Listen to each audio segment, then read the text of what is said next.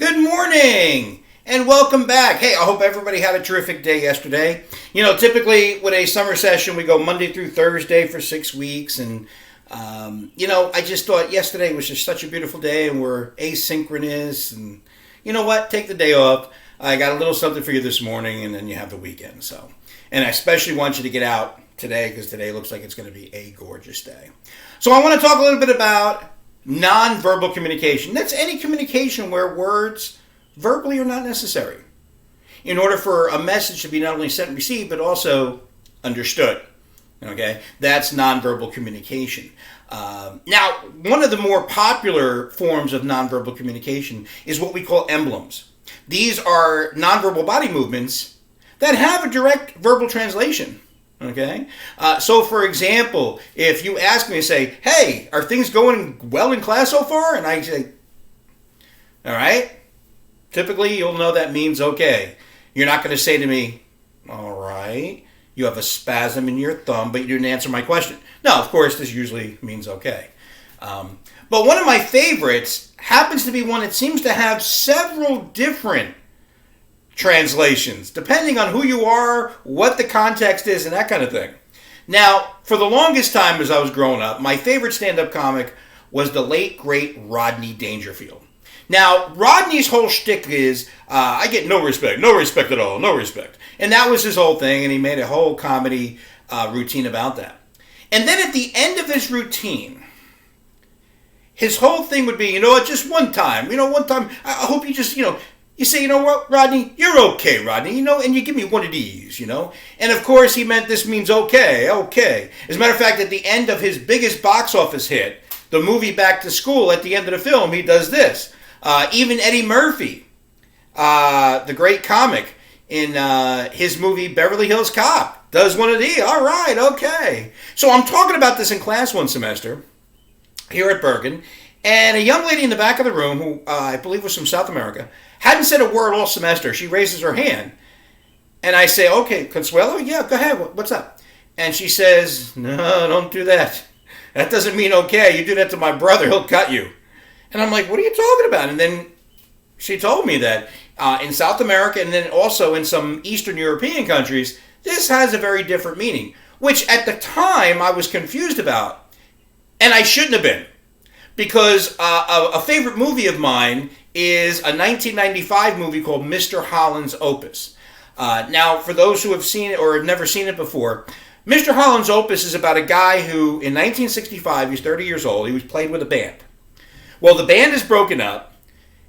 He's got a wife, she's pregnant, he needs to get a job. So at 30 years old, he decides to get a job as a high school music teacher. All the while thinking, I'll just hold this job for a little while so that I can get a gig writing music and going back on the road. Well, he eventually stays there for 30 years. Well, halfway through that, he's about 15 years in. One of the themes of the film is the fact that this guy is all music, everything is about his life is music, yet his one child, the one child he has, his son, is born deaf. And he feels he can't share his life's dream, like his life's blood, he can't share with his son because his son is deaf. So he comes home from work one day, and his son's 15 years old, and he's very sad. So the son signs to him, like, "Well, what's the matter?" And he says, and he signs, "Someone died today." And the son says, and the father's like, no, it's not funny. Well, who died? And he signs to him, John Lennon. You wouldn't understand. So as he walks in the house, the son comes right behind him and is signing like crazy. And the father says, well, translate for me. And he asks his wife to translate. And the son's just going off. "Why do you do that to me? What do you think? I don't know who John Lennon is? I don't know who the Beatles are? This is music. I know what they mean to you. You're my father. I know what you do for a living and what it means to you." And when he finishes his rant, he just does one of these and then he walks out. So the father, feeling like, I shouldn't have, he looks at the wife, he says, "What does this mean?" And she says, "Asshole!" And I'm wondering, I've always watched this movie. It's on TBS once a month or TNT. I forgot about that. So when Consuela said that, I should have realized. But now, I guess, it also, in some cases, I guess you do it like this, it means KKK. So Eddie Murphy, Rodney Dangerfield, it's okay. Mr. Holland's Opus, it means a-hole. This means KKK. Who knows? But it is an emblem. So, but there are other different type of nonverbal communication, body movements that actually accompany a verbal message and actually help to paint a picture of a verbal message. Well, those are very aptly named illustrators. Because what the body movements do, they help to paint a picture of your verbal message.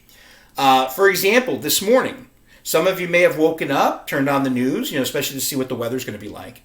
And of course, if you did, then you have that weather person in front of the map, and they're going ahead and they're doing everything but the Macarena. They're like, oh, and this is going to come here, and then this will do here, and then this will come here. Especially if like a winter storm is coming. Boy, they are just all over the place, doing all these different things instead of just standing there in front of you and saying, it'll be sunny today, cloudy tonight, rain tomorrow.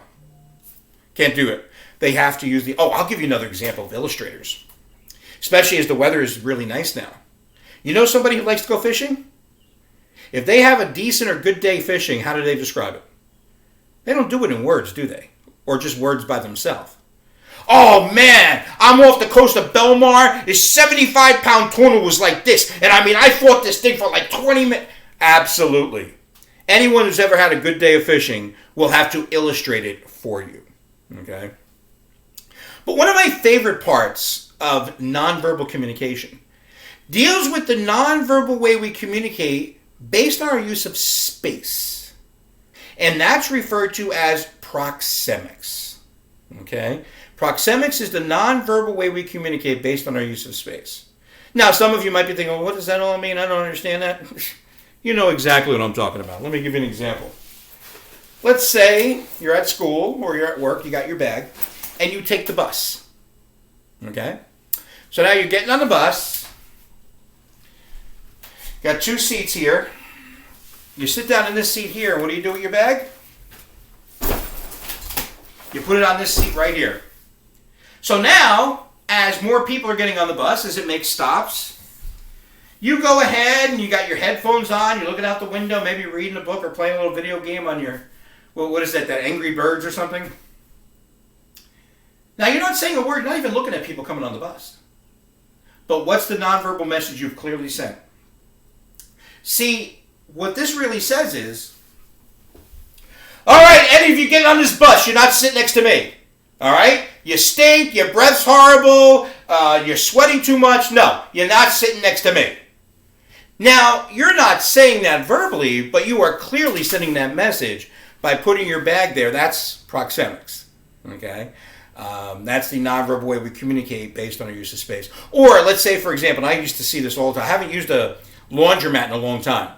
But when I did have to use a laundromat, okay, if somebody was like ahead of me and they were ready to, take their clothes out of the dryer, there might be like a folding table, and they would put like their detergent here, their fabric softener here, their cigarette case here, and their, People magazine right here. 4 corners. What are they doing? Well, it's called, as your textbook talks about, territoriality. Marking your territory. Not verbally saying, this is my folding table, leave my space alone. They don't say that verbally, but they clearly do say it non-verbally, just by where they're placing everything so that you stay away from their territory. All right, we're not going to go over a lot more because it's now time to talk a little bit about your exam. Now, as you can see, I've attached the study guide for your exam. Now, what I've done is I've chosen terms from the chapters that I feel are the most important. Now, some of them we didn't go over, and that's understandable. We can't do everything in just a couple of days. Also, just to give you a heads up, I don't do the intercultural chapter for a couple of reasons. Number one, I've been using this textbook off and on, but mostly on since 1997. He only recently, for this edition, threw in an intercultural chapter, so I just haven't used it. But number two, if you decide for your diversity requirement, you can take our intercultural course, intercultural communication. So I just go ahead and I leave it alone. Anyway, so from the chapters that we went over, the 5 chapters, I've taken terms that I feel are the most important. They're taken directly from the textbook. All right? All you need to know are the definitions to these terms. And you can use your textbook. See, as you've also noticed, I've included your exam. Now, I know there are ways of using Moodle, and there are different ways that you can use exams. You know what? I am so happy and proud of the work you've all done so far that I'm going to allow you to have an open book exam. Now, this is just more of a glorified quiz, but everything is there in your textbook. Now, how do you answer? All you have to do is just list the answers. You don't have to, take the exam and then superimpose your answers on the exam. You don't have to do any of that with Google Write or whatever it is that you use. All you have to do is just either with a word sheet or even just in your email, just go ahead and list your answers, and you can do it that way.